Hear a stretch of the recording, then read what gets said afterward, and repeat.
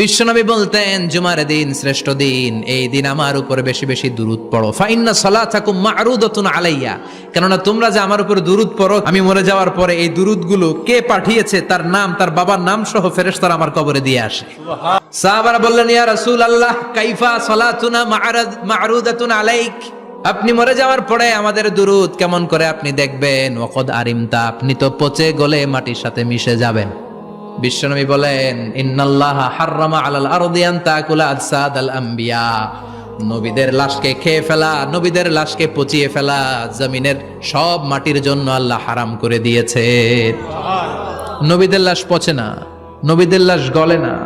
যারাই বিশ্বনবীর উপর দুরূদ পড়বেন, আপনার নাম সহ, আপনার বাবার নাম সহ, মালাইকাতু সাইয়াহিন, একদল ফেরেশতা আছে শুধু রাউন্ড দেয় গোটা ওয়ার্ল্ডে।